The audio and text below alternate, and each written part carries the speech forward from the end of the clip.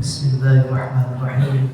Assalamualaikum warahmatullahi wabarakatuh.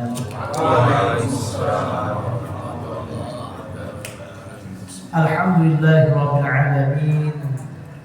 Nahmaduhu wa nasta'inuhu wa nastaghfiruh wa na'udzu billahi min shururi anfusina wa min sayyiati a'malina.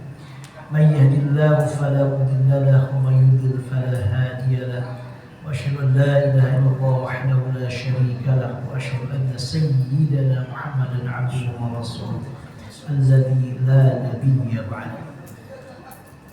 سبحانك لا علم لنا إلا ما علمتنا إنك أنت العليم الحكيم. اللهم صل على سيدنا محمد الفاتح لما أغلق والخاتم لما سبق ناصر الحق بالحق والهادي إلى صراطك المستقيم وعلى آله حق قدره ومقداره العظيم. أما بعد. Ya, sama-sama kita muliakan para sesepuh khusus para DKN, yaitu Bapak Ibu DKN di Masjid Baitul Wahid Ciracas, dan juga untuk jamaah hadirin hadirat. Mudah-mudahan kita semua selalu kesehatan, kelancaran, kemudahan, dan tentunya ridho dan ridho Allah Subhanahu wa taala. Amin ya rabbal alamin. Insyaallah dalam kesempatan pagi ini kita akan membahas berkaitan dengan keutamaan dan amalan 10 hari pertama bulan Zulhijjah. Insyaallah kita hari ini sudah mulai ya Pak, hari ini pemerintah Indonesia sudah mengumumkan hari ini tanggal 1 Zulhijjah. Sementara ini agak sedikit beda nanti karena Saudi Arabia menentukan kemarin hari Jumat. Jadi hari Jumat tanggal maksudnya hari Sabtu kemarin, itu menurut di Saudi Arabia tanggal 1 Zulhijjah. Jadi kemungkinan akan beda. Jadi berarti di Saudi Arabia insya Allah Idul Adha-nya jatuh tanggal 16 Juni. Di Indonesia tanggal 17 Juni. Arafahnya, wukufnya di Saudi Arabia tanggal 15. Nah, kita tanggal 16. Jadi kita Arafahnya di Saudi Arabia sedang Idul Adha. Nanti kita bahas. Nah, karena kita di Indonesia, tentunya maka kita ikut yang di Indonesia saja. Anak lihat, insya Allah, alhamdulillah berarti kita kemarin saya menunggu ini karena kemarin dari pemerintah katanya mau diumumkan malam, ketiduran. Baru tadi hari udah akhir sekarang ya mengumumkan pemerintah Pak ya tanggal 1 sekali, alhamdulillah. Jadi berarti kita tanggal 1 hari ini insya Allah 17 Idul Adha. Jadi Bapak Ibu ya, artinya bahwa 10 hari pertama bulan Zulhijjah yang dimaksud itu adalah tanggal 1 Zulhijjah sampai tanggal 10 Zulhijjah. Nah, ini hari-hari yang memang Allah muliakan. Nanti tanggal 10 Zulhijjah yaitu Idul Adha. Idul Adha. Apa keistimewaannya? Nah, kita lihat di antaranya keistimewaannya sampai Allah dalam Al-Qur'an bersumpah dengan 10 hari pertama bulan Zulhijjah ini. Dan tidak ada satupun makhluk Allah yang Allah sumpahi dalam Al-Quran kecuali menunjukkan agungnya, mulianya makhluk itu. Misalnya matahari kan manfaatnya luar biasa. Kalau nggak ada matahari nggak bisa hidup, kita sakit-sakitan. Nah, kemudian karena luar biasa makhluk Allah yang bernama matahari ini, Allah bersumpah dengan matahari. Wasyamsi waduhaha. Nah, dari matahari. Kemudian yang kedua, bulan pun demikian. Karena mulia luar biasa, memberikan manfaat luar biasa, Allah bersumpah dengan bulan. Wal qamari idza tala, demi bulan.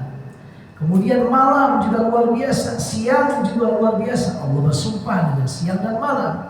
Wal laili idza yaghsha, wan nahari idza tajalla, demi siang demi malam. Termasuk Allah Subhanahu wa taala bersumpah dengan sosok makhluk paling mulia Nabi Muhammad SAW. La'amruka innahum lafi sakratihim ya'mahun. Demi dirimu, demi umurmu ya Rasulullah. Allah bersumpah dengan Nabi Muhammad SAW. Termasuk yang Allah sumpahi dalam Al-Quran yang menunjukkan mulianya itu adalah 10 hari pertama bulan Zulhijjah ini. Dari hari ini sampai tanggal 17 nanti. Apa dalilnya atau sumpahnya? Dalam surah Al-Fajr. Wal fajri wa layalin ashr wasyaf'i wal watr. Wal fajri, demi waktu fajar subuh. Nah, ini termasuk yang Allah sumpah. Artinya menunjukkan agungnya, mulianya. Termasuk walayalin ashr, 10 malam, malam yang 10.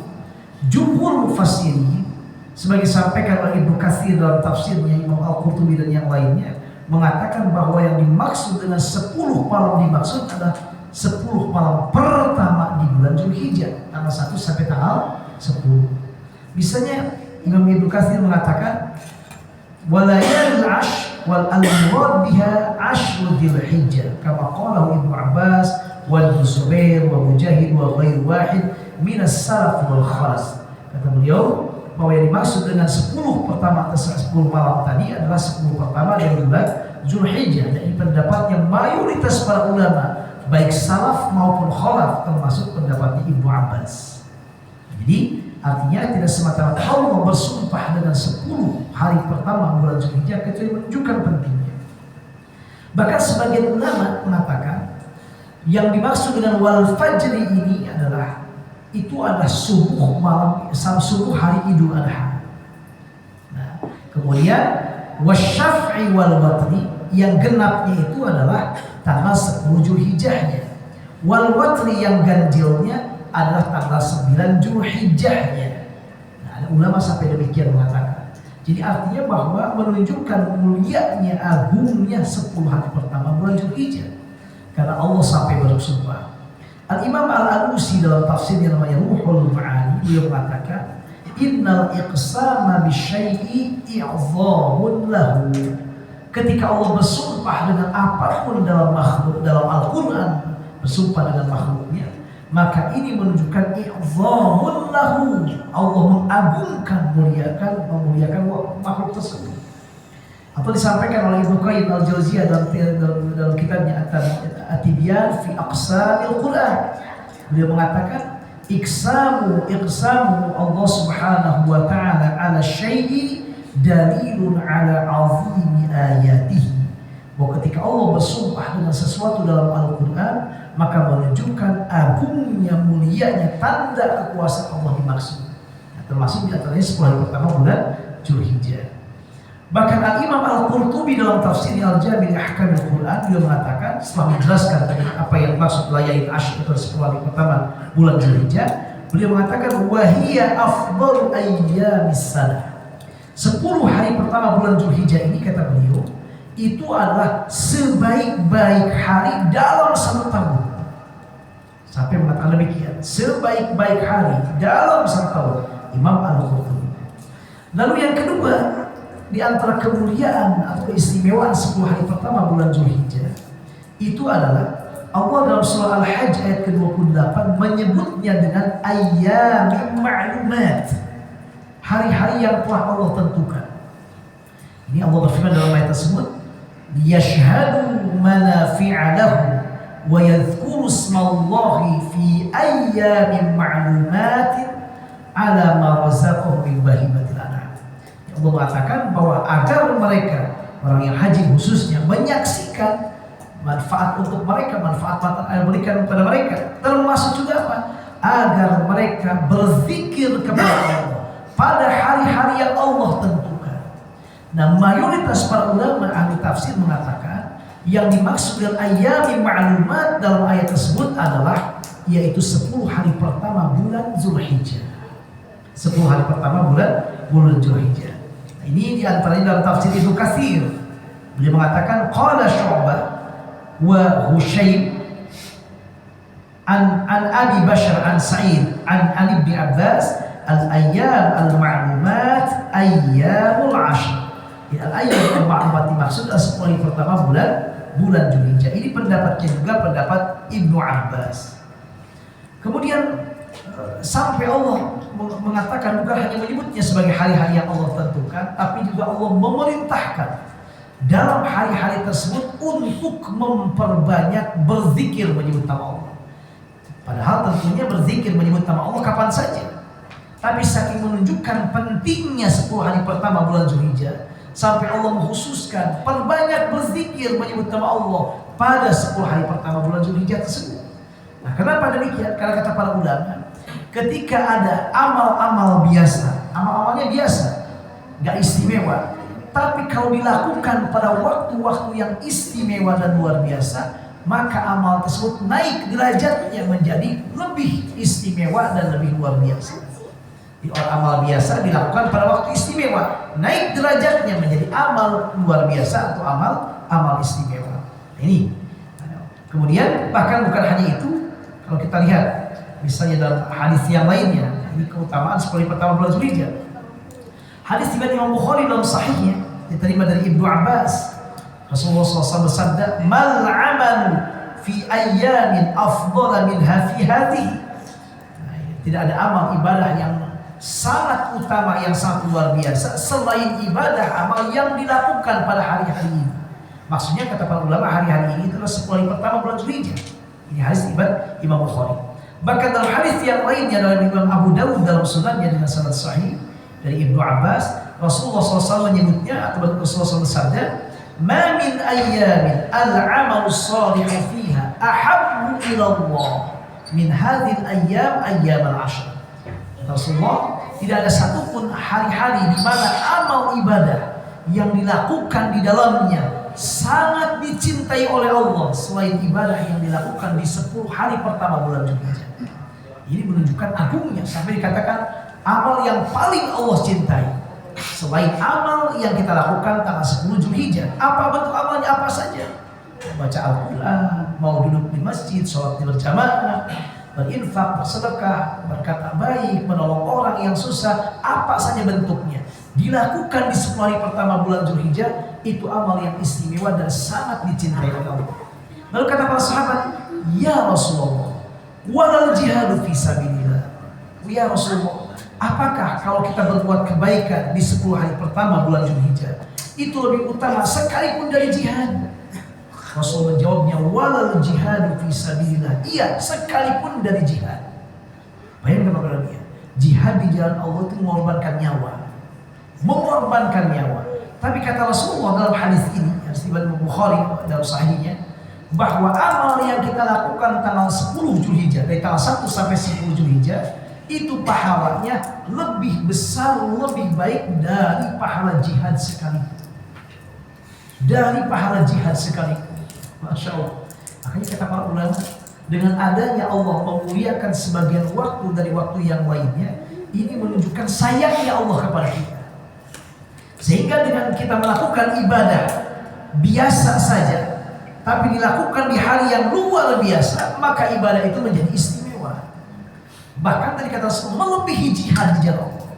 Kecuali kata Rasulullah, "Illa rajulun kharaja bi nafsihi wa malihi falam yarji' min dzalika bi syai'." Kecuali ada satu keadaan jihad. Jihad ini lebih besar pahalanya daripada kita ibadah di 10 hari pertama bulan Zulhijjah. Kapan? Kalau kita keluar berjihad, membawa badan kita, membawa harta kita. Harta kita pakai membeli pedang, membeli kuda atau yang lainnya. Dibawa harta kita, nafkah untuk berjihad. Kita berangkat jihad. Pas kita berangkat jihad, kitanya gugur syahid, harta kita habis. Yang musuh atau segala macam. Harta yang kita bawa untuk berjihad habis semuanya dan kitanya gugur syahid. Baru kata Rasulullah, itu lebih baik jihadnya. Pahala jihadnya lebih baik daripada ibadah pada 10 hari pertama bulan Zulhijjah. Tapi kalau jihadnya, dia membawa harta dan badannya, berangkat berjihad, gugur syahid dia, gugur syahid. Tapi hartanya masih bisa balik ke keluarganya. Belum. Masih berbuat baik ibadah di 10 hari pertama bulan Zulhijjah, masih lebih baik daripada itu. Atau sebaliknya, berangkat jihad, hartanya habis di sana, diambil musuh, kudanya diambil, pedangnya diambil, atau dompetnya segala diambil, tapi badannya nggak gugur syahid, masih bisa pulang. Kata Rasulullah, tetap ibadah di 10 hari pertama bulan Zulhijjah lebih baik dari jihad itu. Bayangkan sampai demikian, sampai demikian. Ini artinya nikmat dari Allah. Alhamdulillah, alhamdulillah dari Allah Subhanahu Wa Taala. Makanya ini sekali lagi menunjukkan luar biasa. Bahkan ada hadis riwayat Imam Ahmad dalam musnadnya dengan sanad sahih, diterima dari Ibnu Umar. Rasulullah SAW menyebutnya dengan redaksi ada tambahan, "Ma min ayyamin a'zamu 'indallah wa la ahabbu ilaihi al-'amalu fihinna min hadhihi al-ayyamil 'ashr." Ada tambahan kata Rasulullah hadis ini. Kata Rasulullah, tidak ada satupun hari-hari di mana ibadah yang dilakukan di dalamnya lebih agung, lebih mulia, lebih besar menurut Allah pahalanya, dan lebih Allah cintai selain ibadah pada 10 hari pertama bulan Dzulhijjah. Dalam hadis ini Rasul menyebut 2 hal. Bukan hanya amal yang paling dicintai oleh Allah, ahabbu ilallah, tapi Rasul menyebutnya a'zamu indallah, di mana ibadah tersebut sangat agung, sangat besar menurut Allah. Dalamnya pahala yang luar biasa. Yaitu apa? Ibadah yang dilakukan di 10 hari pertama bulan Dzulhijjah. Saya mendapatkan lagi hadis yang lainnya. Ini dalam hadis riwayat Imam Al-Bazzar. Imam Al-Bazzar bi isnadin hasan, dengan sanad hasan. Rasulullah SAW dari Jabir bin Abdullah, Rasul bersabda, afdalu ayyamid dunya al-ashr, yakni ashr Dzulhijjah. Rasul menyebutnya waktu-waktu yang paling utama, hari-hari yang paling utama dari semua hari di dunia ini, itu adalah 10 hari pertama bulan Dzulhijjah. Berarti Rasulullah menyebutnya afdalu ayyamid dunya, yang kedua a'zam indallah, yang ketiga ahabbu ilallah. Hari-hari ini adalah hari yang paling utama di semua hari-hari. Yang kedua paling besar pahalanya menurut Allah.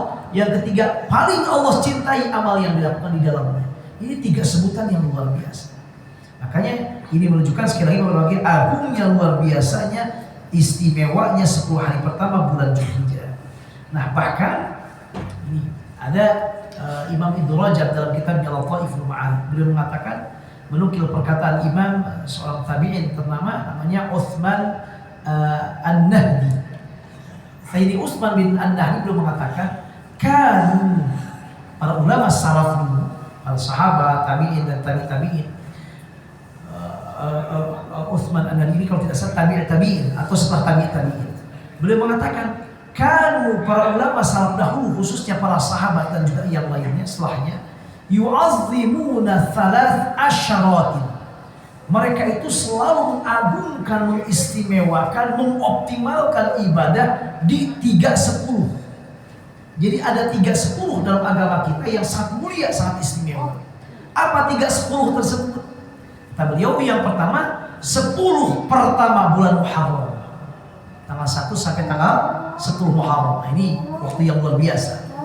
Tanggal 10 Muharramnya kita puasa, namanya puasa Asyura.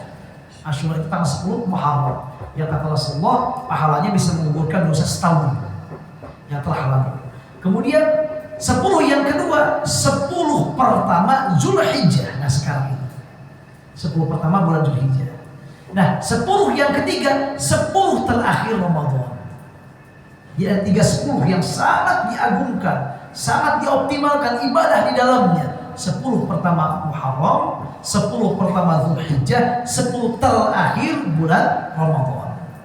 Nah, kemudian para ulama berbeda pendapat, dari 3-10 ini mana yang paling utama?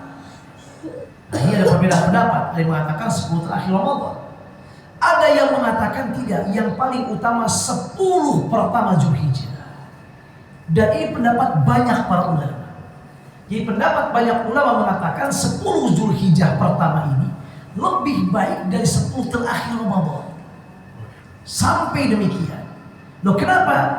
Saya sampaikan. Nanti ini diantaranya Ibnu Katsir dalam tafsirnya. Beliau mengatakan, fahadzal ashr qad qila innahu afdalu ayyamis sana kama nataqa bil hadits. Fafadluhu katsirun ala ashri Ramadan al-akhir. Nah, ini ada sebagian ulama mengatakan, dan ini pendapat ulama banyak yang mengatakan demikian, bahwa 10 hari pertama bulan Ramadan ini sampai Rasul menyebutnya sebaik-baik hari dalam 1 tahun.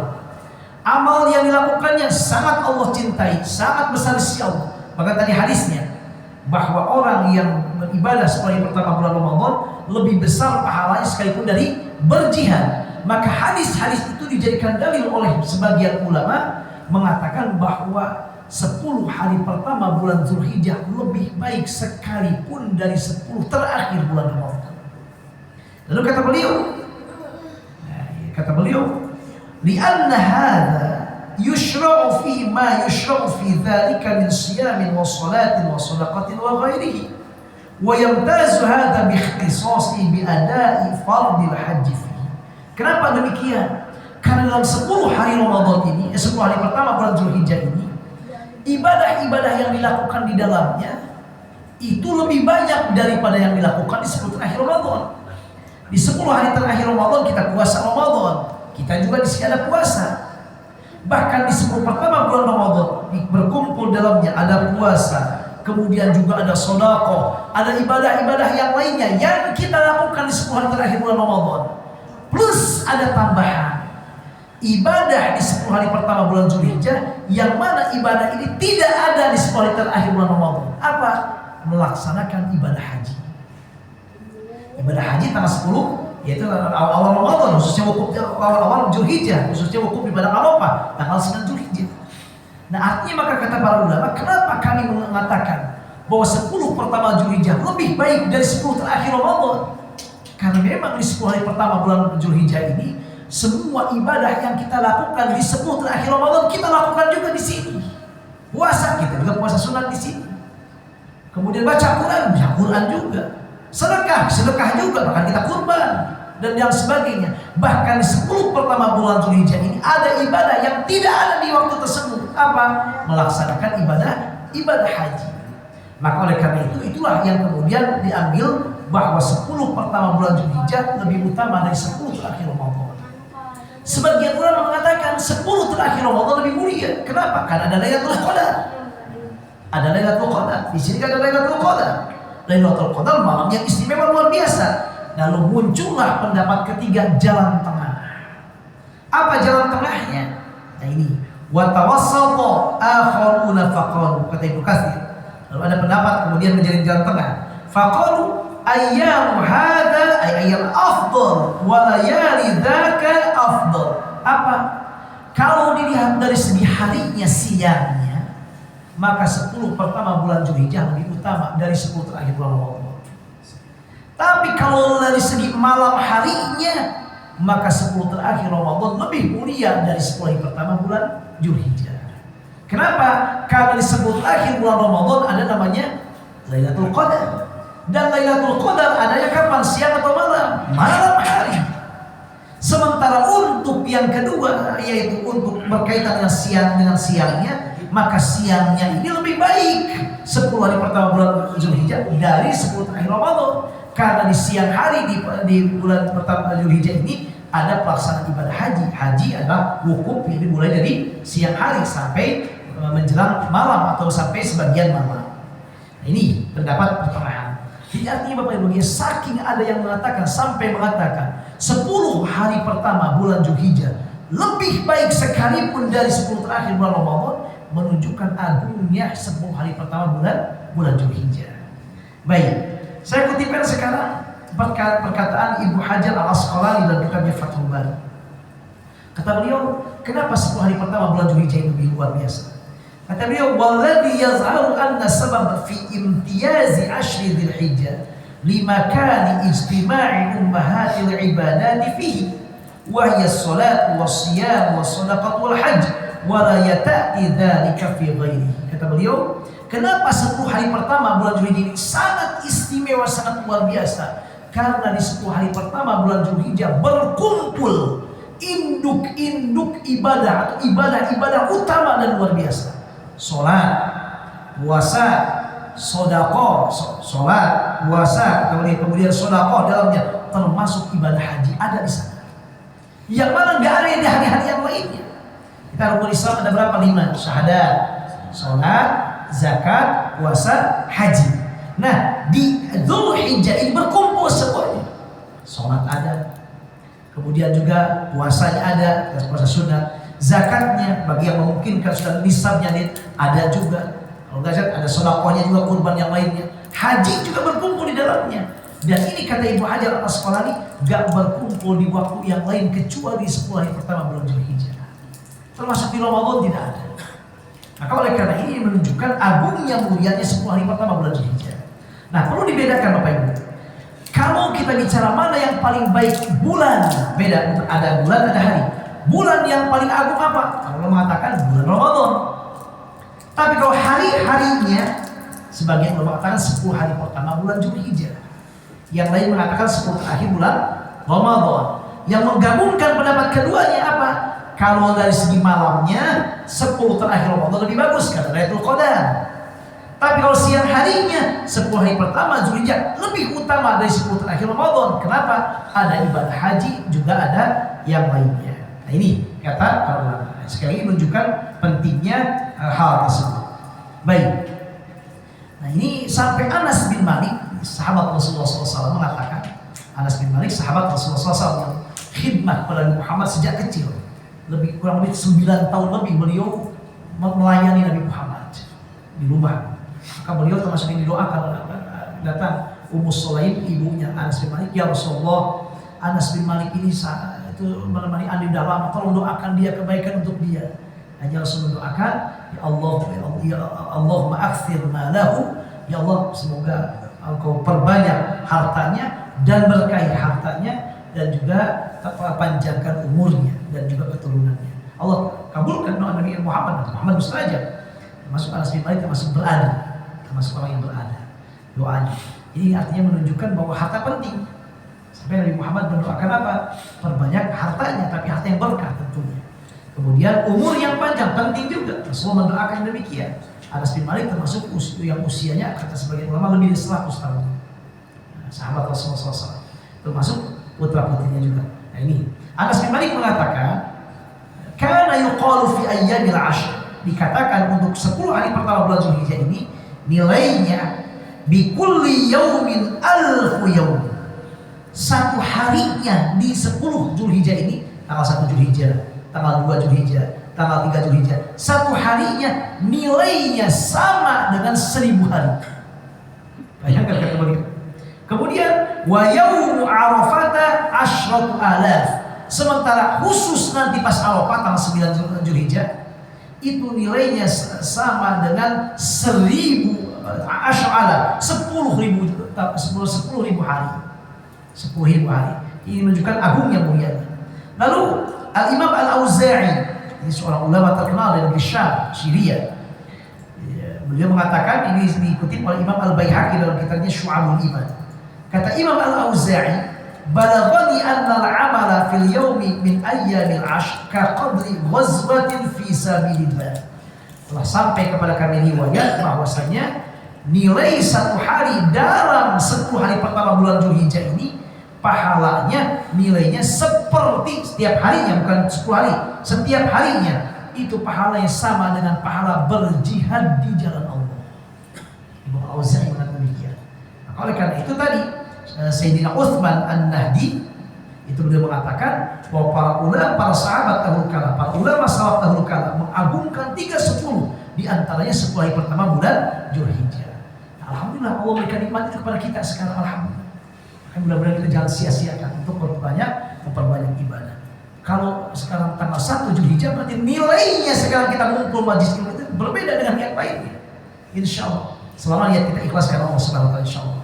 Lalu apa amalan yang perlu kita lakukan Bapak Ibu bagian? Pertama haji tentunya bagi yang memungkinkan.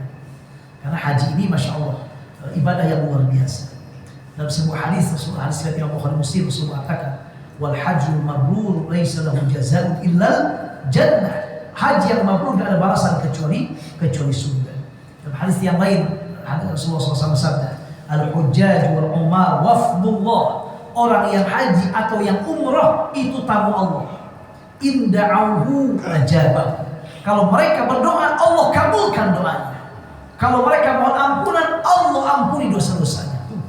Tamunya Allah. Maka kita sering para tamu Allah, ahlan wa sahlan.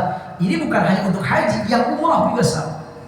Yang umrah tamu Allah dimuliakan, dan memang orang yang bertamu ini dalam agama kita Rasulullah SAW dalam hadis dari Imam Bukhari Muslim, man kana yu'minu billahi wal yawmil akhir falyukrim dhaifahu. Orang yang beriman kepada Allah dan hari akhir hendaknya memuliakan tamunya.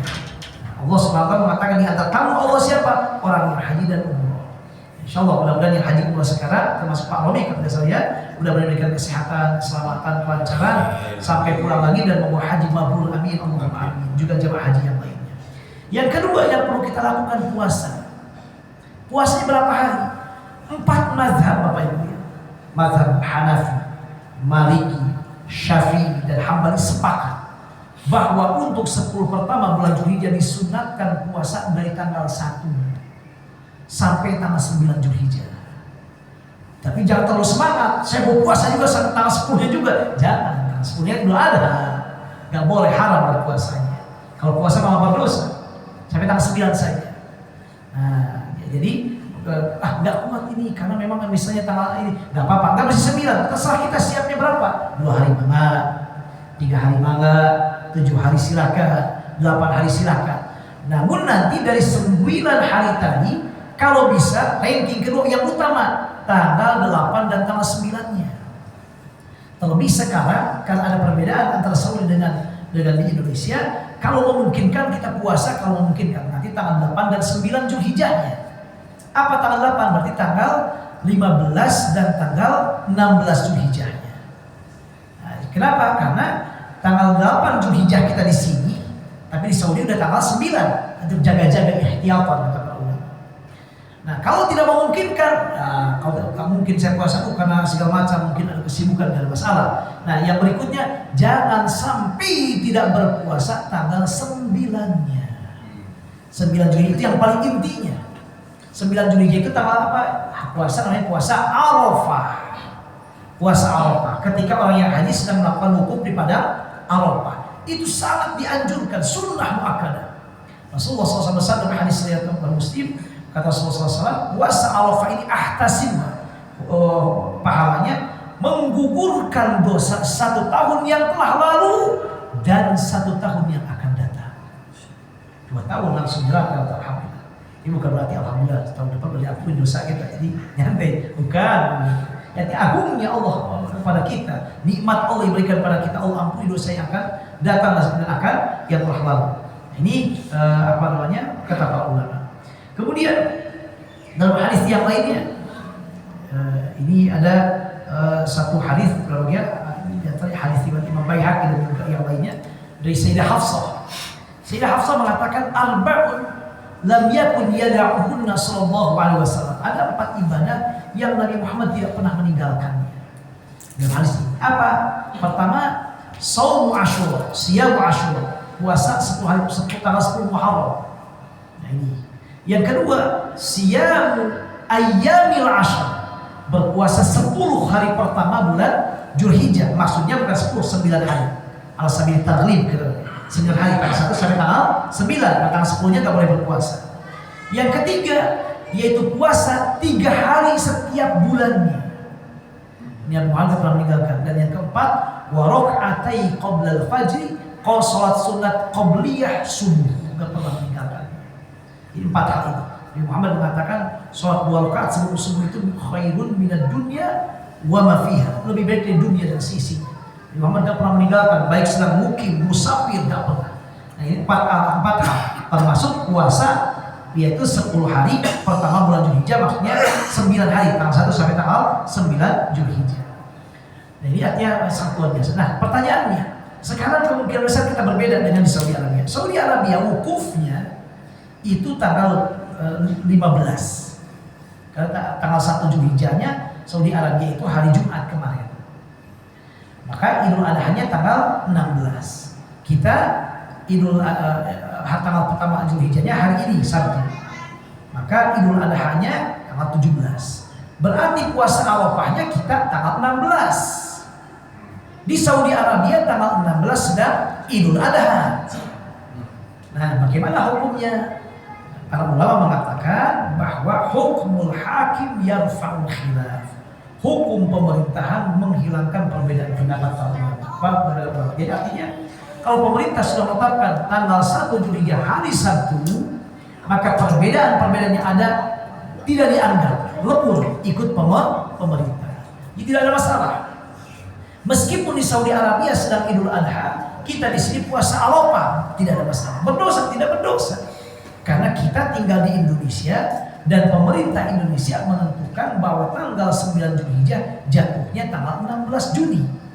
Nah, meskipun di Saudi sekarang sedang melakukan hari raya, tidak berdosa. Bahkan kita sunat kenapa? Arafah bagi kita, puasa Arafah. Nah, Maka oleh karena itu Saudi Arabia, kalau orang yang tinggal di Saudi Arabia, yang sedang di Saudi Arabia, tidak boleh. Saya ikut Indonesia saja, nggak boleh. Karena badannya sekarang ada di Saudi Arabia. Di mana badan kita berada, ikutilah aturan pemerintah setempat. Meskipun berbeda dengan yang lainnya. Memang ya, kalau negara-negara yang lain kayak Mesir, negara Arab yang lain, untuk Idul Fitri, Ramadan Idul Fitri, mereka pakai hilal sendiri, ngitung hilal. Ya pakai apa? Lihat hilal. Tapi untuk Idul Adha, Mesir misalnya, itu ikut pemerintah Saudi Arabia. Patokannya Saudi Arabia. Karena patokannya wukuf tadi. Kalau Saudi mengatakan misalnya jatuh satu Dzulhijjah hari Jumat, maka mereka ikut hari Jumat. Tapi Idul Fitri mungkin beda. Saudi Arabia dan Mesir Idul Fitri beda, lebarannya beda. Ramadan awal Ramadan mungkin beda, tapi kalau Idul Adha sama semuanya karena mereka ikut ke Saudi Arabia karena patokannya wukuf. Nah, pemerintah kita mengambil istihad para ulama Indonesia bahwasanya kita untuk Idul Fitri ngitung sendiri atau melihat hilal sendiri, maka untuk Idul Adha pun sama melihat hilal sendiri. Pada hari Jumat kemarin itu tidak muncul hilal sehingga tidak bisa dikatakan bahwa kita karena kita kemarin kan lebih awal lebih mundur ya Pak. Idul Fitrinya kemarin kalau nggak salah lebih mundur. Jadi kemarin misalnya kita Idul Fitri hari apa kemarin ya Pak? Selasa ya? Hari Selasa. Hari Rabu. Nah, Saudi Arabia dan Mesir itu Mesir khususnya misalnya Saudi Arabia itu hari Selasa Idul Fitri. Nah, atau beda selang satu hari. Nah, Sabtu ini kalau hitungan Indonesia berarti tanggal 30 Zulqa'dah. Berarti karena ditentukan Sabtu ini tanggal 1 Dzulhijjah, Zulqa'dahnya 29 hari. Hari terakhirnya kemarin Jumat. Jadi oleh karena itu maka kita nanti kalau berbeda pas Arafahnya nggak usah bingung, nggak apa-apa, Bapak puasa aja. Tapi yang paling bagus kita puasnya 2 hari kalau memungkinkan. Apa? Tanggal 15 dan tanggal 16-nya untuk jaga-jaga. Karena tanggal 15 di sana yaitu Arafahnya. Nah, jadi tidak masalah dan kita akan tinggal di Indonesia dan Allah memerintahkan ya ayyuhalladzina amanu atti'ullaha wa atti'ur rasul wa ulil amri minkum dan taat kepada pemerintah. Kita ikut pemerintah. Nah, kemudian yang berikutnya adalah amal yang perlu kita lakukan selain haji tadi, kemudian berpuasa, kemudian adalah kurban. Nah, ini kurban. Nah, kurban ini kalau bisa tentunya kita lakukan tiap tahun. Bagi siapa? Bagi yang mampu. Nah, bagi yang mampu. Siapa yang mampu ini? Nah, ukuran mampunya beda-beda para ulama. Dan berkaitan dengan kurban itu sendiri hukumnya memang ada perbedaan pendapat para ulama. Jadi menunjukkan pentingnya kurban. Dalam mazhab Imam Abu Hanifah, kurban itu hukumnya bukan sunnah tapi wajib. Kalau orang yang mampu tidak kurban berdosa. Ini menurut mazhab Hanafi. Tapi dalam menurut jumhur ulama termasuk mazhab Syafi'i, hukumnya sunnah muakkadah. Apa dalilnya mazhab Hanafi mengatakan kurban? Satu, ada hadis Nabi Muhammad, hadis riwayat Tirmidzi dan yang lainnya, Rasul mengatakan man wajada sa'atan wa lam yudhi fala yaqrabanna musallana. Orang yang mampu kurban tapi tidak kurban, jangan dekat-dekat dengan tempat sholat kami, kata Rasulullah. Ngeri juga. Mazhab Abu Hanifah ini ancaman dari Muhammad. Wa'id. Kalau ada ancaman menunjukkan apa? Ibadah tersebut wajib, karena kalau sunat gak akan diancam. Namanya sunat dilakukan dapat pahala, enggak apa-apa, gak akan ada ancaman. Maka di antara bentuk uslub yang menunjukkan amal ibadah itu sunat, gak ada ancaman. Tapi kalau ada ancaman, maka imma dia haram, imma dia wajib. Ini mazhab Hanafi. Yang kedua adalah mazhab Hanafi. Nabi Muhammad selama 10 tahun berada di Madinah, semuanya beliau selalu berkurban. Selama beliau berada di Madinah, beliau kurban dan tidak meninggalkannya. Ini artinya menunjukkan bahwa kurban ini adalah bukan main-main, menunjukkan wajib menurut mazhab Imam Abu Hanifah.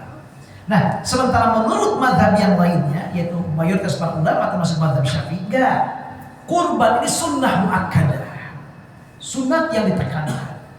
Lo apa dalilnya? Di antaranya hadis riwayat Imam Muslim.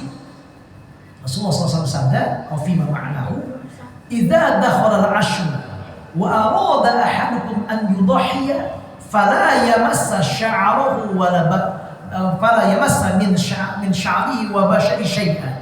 Kata Rasulullah, kalau nanti masuk tanggal 1 Zulhijjah dan orang itu mau kurban, maka jangan dia memotong rambutnya atau bulunya atau hadis yang lain atau kukunya sampai hewan kurbannya dipotong.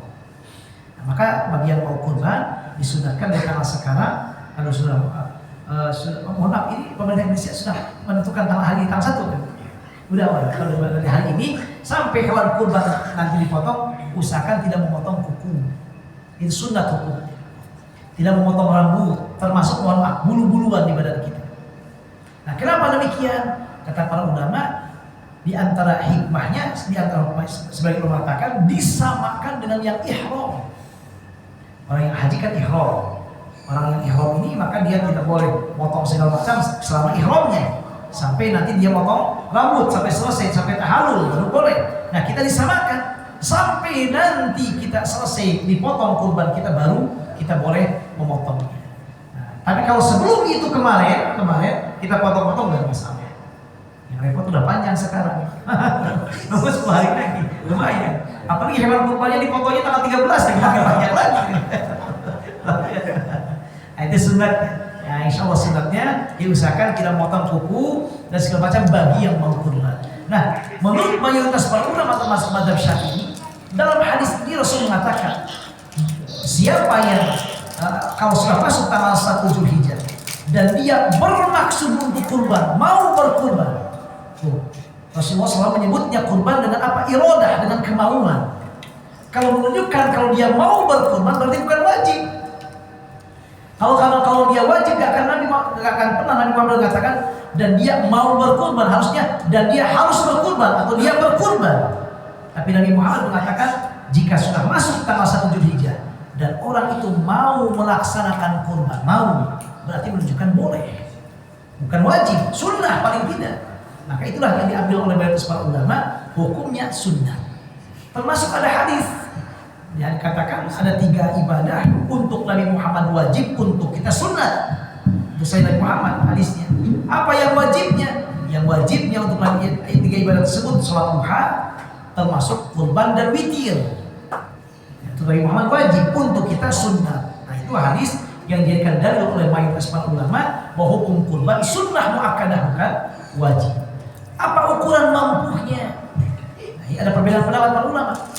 Dalam mazhab Hanafi yang mengatakan tadi wajib itu, kalau dia mampu, dan mampunya itu kalau dia memiliki uang 1 nisab emas dan perak. Berapa nisab emas dan perak? Nisabnya itu adalah 20 mithqal, 20 mithqal. Sekarang dikurskan kurang lebih, kalau dia punya uang senilai 85 gram emas, 21 karat. Itu dalam mazhab Hanafi dikatakan mampu kurban.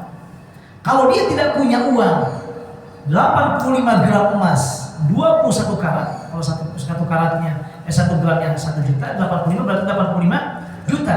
Kalau dia tidak punya uang sampai segitu, maka tidak wajib bagi dia. Ya kalau mau dia maka silakan, kalau enggak apa-apa. Tapi kalau punya uang segitu, wajib dia melaksanakan kurban dalam mazhab Hanafi. Dalam jumhur ulama, mayoritas ulama yang lain termasuk dalam mazhab Syafi'i, ukuran mampu berkurban bukan itu. Mazhab Hanafi terlalu tinggi. Apa? Kata dalam mazhab Syafi'i, kalau dia punya uang nafkah 4 hari. Kenapa 4 hari? 4 hari ini karena waktu untuk kurban, yaitu tanggal 10 Zulhijjah sampai 13 Zulhijjah. 10, 11, 12, 13, kita syik 3 hari, 4 hari. Karena dalam mazhab Syafi'i waktu berkurban boleh 4 hari. Tanggal 13 Zulhijjah boleh kurban. 13. Mayoritas ulama mengatakan hanya 3 hari waktu memotong hewan kurban. 10, 11, 12 saja. 10, 11, 12 saja. Itu mayoritas para ulama. Mazhab Syafi'i saja yang mengatakan 4 hari sampai tanggal 13 Zulhijjah boleh untuk memotong hewan kurban. Nah, oleh karena itu maka kalau kita punya nafkah untuk 4 hari ini, taruh satu harinya kita misalnya bisa dengan 100.000 kita, atau taruhlah kita bisa satu hari dengan ini 200.000 misalnya kasarnya. Berarti kalau 4 hari berapa uang? 800.000. Saya punya uang 800.000 nih, cukup menafkahi saya dan keluarga yang saya wajib menafkahi 800.000. Selain 800.000 saya punya uang misalnya 2,5 juta untuk membeli domba, atau taruh 3 juta misalnya. Maka menurut mazhab Syafi'i kita kena anjuran, bukan kewajiban, karena nggak wajib dalam mazhab Syafi'i. Kena anjuran dan dikategorikan kita sudah mampu untuk kurban. Bertanya Bapak Ibu, waduh, gimana untuk nanti 4 hari makan saya? Ada Allah yang memberikan rezeki. Gak usah khawatir, para ulama itu berpikirnya begitu. Jadi bukan, oh kita punya uang sampai tunggu 2 tahun 3, waduh, belum tentu juga dia rezeki kita. Siapa tahu besok meninggal dunia.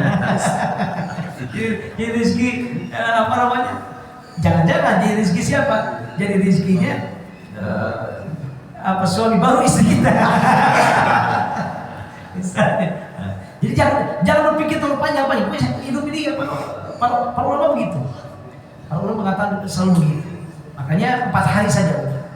Yang berikutnya tawakal Allah, kita bekerja doang, Allah pasti berikan rezeki kepada kita. Enggak usah khawatir. Bahkan rezeki kita tiap saat sehat ini rezeki luar biasa, alhamdulillah. Kita kalau berpikir rezeki itu uang tabungan berapa loh? Enggak tahu nih sehat lebih luar biasa. Coba ada jalan-jalan ke rumah sakit. Waduh, pulang masih alhamdulillah terus. Dengan sehat ini makan apapun alhamdulillah. Sambal, masuk, asin, enak semuanya alhamdulillah. Jadi ada 4 hari saja. Saya punya uang untuk 4 hari ini untuk nafkah. Plus ada uang untuk lomba, dianjurkan. Kalau kita nanti pada hari kiamat, pas Allah membukakan pahala orang yang berkurban, saya yakin, ini kata para ulama, orang-orang yang dulunya mampu tadi, lalu dia tidak berkurban, nyesalnya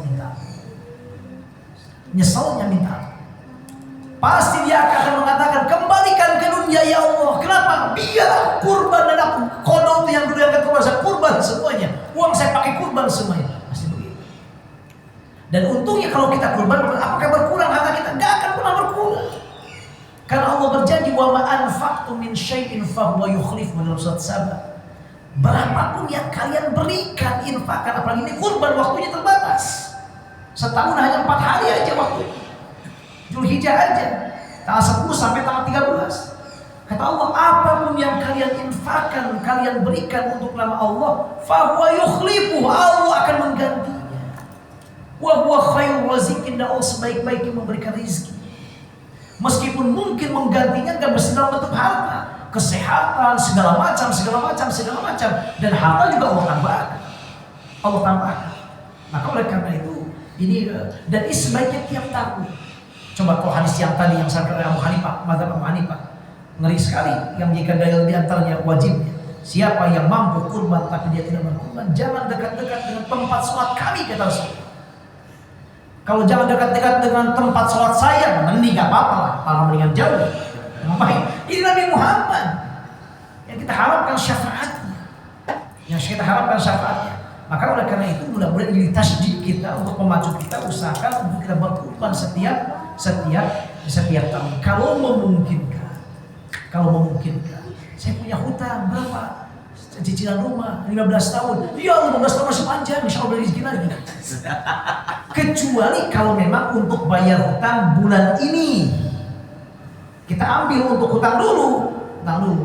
Kemudian kalau ada sisa baru, jangan sampai kurban dulu, hutang nggak dibayar. Enggak, kalau memang jatuh temponya saat itu. Sampai dalam mazhab Imam Ahmad bin Hanbal dan mazhab Hambali, Imam Ahmad bin Hanbal mengatakan apa? Kata beliau, kurban ini tetap saya anjurkan untuk dilaksanakan sekalipun dia harus minjem uang dulu. Kata Imam Ahmad bin Hanbal, dengan catatan dia insya Allah bisa membayarnya. Sampai beliau mengatakan demikian. Imam Ahmad, kenapa? Karena untuk menghidupkan sunnah Rasulullah SAW. Dan kata para ulama, Bapak Ibu lagi, kurban ini kalau saya punya uang di sekarang 1 miliar misalnya, mana yang paling baik? Saya milih begini, saya nggak mau motong hewan, nggak. Tanggal 10 Zulhijjah saya mau kurban tapi dengan uang infak sedekah. Nih 1 miliar. Dengan saya membelikannya seekor sapi atau domba dengan kurban potong hewan. yang paling baik memotong domba atau kurban. Karena sedekah bisa kapan saja. Sementara kurban ini jelas namanya kurban, bukan motong uang. Kurban di sini motong hewan tertentu di waktu tertentu. Maka kurban ini gak bisa digantikan dengan apapun, sekalipun infak sedekah seberapapun yang Bapak Ibu berikan. Kurban ini untuk infak sedekah, kalau saya mau mengeluarkan berapa sapi itu? 30 juta nih saya keluarkan, tapi saya gak mau membeli sapinya, gak mau dipotong. Saya keluarkan uang 30 juta tanggal 10 Zulhijjah. Kata para ulama itu gak dikatakan kurban, tapi infak sedekah biasa. Karena kurban itu adalah dzabhu hayawanin makhsusin biniyatil qurbah fi waqtin makhsusin, kata para ulama di fikih. Memotong hewan tertentu, dan gak semua hewan. Hewannya pun hanya hewan an'am saja, binatang ternak. Apa? Unta, sapi, termasuk sapi, kerbau, domba, kambing, itu aja. Cuma 4-5 tadi dengan kerbau cuma 5. Gak bisa kurban dengan selain itu. Saya punya alhamdulillah barusan dapat hadiah apa? Burung unta. Besarnya sebesar domba. Berapa? 3. Saya korbankan. Maaf Pak, gak bisa korban, bukan namanya korban. Gak sah kurban Bapak. Gak dikatakan udhiyah, tapi paling sedekah dengan daging saja. Kenapa? Tertentu. Kenapa Allah menentukan hewannya? Menentukan waktunya, menunjukkan mulia ibadah itu. Makanya kurban ini lebih bagus daripada infak sedekah tanggal 10 Zulhijjah. Dan gak bisa digantikan dengan apapun juga. Nah ini artinya bahwa kurban ibadah yang sangat-sangat agung dan sangat luar biasa. Dan yakin Allah pasti menggantinya. Tentu bagi yang mampu. Maka kurban ini termasuk di antara yang perlu kita lakukan 10 hari pertama bulan Zulhijjah. Maka Rasul mengatakan, orang dalam sebuah hadis mengatakan tidak ada amalan yang paling luar biasa 10 hari pertama bulan Zulhijjah ini, khususnya yang 10-nya, selain memotong hewan. Wa innaha la ta'ti yaumal qiyamati biquruniha wa azlafiha wa ash'ariha dan seterusnya. Kata Rasulullah, kelak pada hari kiamat hewan ini bukan datang dagingnya aja, semuanya datang, bulu-bulunya, tanduknya, kukunya, semua akan datang kelak pada hari kiamat menghadap Allah menjadi saksi kebaikan orang yang berkurban dengannya. Ini, jadi itulah amal-amalan yang perlu kita optimalkan, termasuk jangan lupa memperbanyak zikir dan juga takbir. Allahu Akbar, Allahu Akbar, Allahu Akbar. Kapan mulainya? Mulainya nanti dari tanggal 9 Zulhijjah, Arafah, habis subuh kayak begini. Itu baca 3 kali saja. Dianjurkan sebelum kita mulai astagfirullahaladzim, astagfirullah, takbir. Allahu Akbar, Allahu Akbar, Allahu Akbar. La ilaha illallah, Allahu Akbar, Allahu Akbar, wallahil hamd 3 kali. Lalu habis itu astagfirullahaladzim, Allahumma antas salam, dan seterusnya. Itu berlaku hanya di masjid, di rumah juga sama. Atau kita sholat sendiri juga sama. Untuk Idul Adha lebih panjang dari tanggal 9 Zulhijjah. Tapi dilakukan setelah sholat saja. Nah kemudian nanti sampai kapan? Tanggal 13 Zulhijjah, asar. Asar tanggal 13 Zulhijjah masih. Habis asar maghribnya jangan lagi, karena sudah masuk tanggal 14. Nah jadi untuk hari-hari itu kita 3 kali setiap selesai sholat wajib. Kecuali malam Idul Adha-nya. Silahkan diperbanyak, bahkan dalam mazhab Syafi'i khususnya dianjurkan sebagian besar malam. Sebagian besar malam kan malam sampai tanggal jam 12. Nah kalau bisa kita takbir terus sampai jam 12 lewat sedikit, baru mau istirahat silahkan. Sehingga mendapatkan sunnahnya. Nah ini diantara amalan yang kita lakukan, termasuk doa. Jangan lupa doa. Wabil khusus malam Idul Adha. Karena Imam Syafi'i dalam kitabnya Al-Um mengatakan, balaghana anna du'a yustajabu fi 5 layalin, kata beliau. Telah sampai kepada kami riwayat doa ini Allah kabulkan, maksudnya tempat mustajab, waktu mustajab berdoa itu ada 5 malam, kata beliau. Pertama, Lailatul Adha, Lailatul Id, itu 2 malam, hari raya Idul Fitri, Idul Adha. Idul Adha, malam Idul Adha, malam Idul Fitri. Besok Idul Adha, malamnya mustajab. Malam Jumat yang ketiga. Yang keempat, malam pertama bulan Rajab. Dan yang terakhir, Lailatul Nisfi min Sya'ban, malam nisfu Sya'ban. Ini 5 malam mustajab berdoa. Oleh karena itu mudah-mudahan kita optimalkan, sehingga dengan demikian mudah-mudahan kita mendapatkan fadilah dan keutamaan dari 10 hari pertama bulan Zulhijjah ini. Demikian barangkali Bapak Ibu ya, mari kita diskusikan yang perlu kita diskusikan, baik menyangkut tema atau barangkali ada yang di luar tema. Jazakumullahu khairan katsiran. Wallahu a'lam bissawab. Wassalamualaikum warahmatullahi wabarakatuh.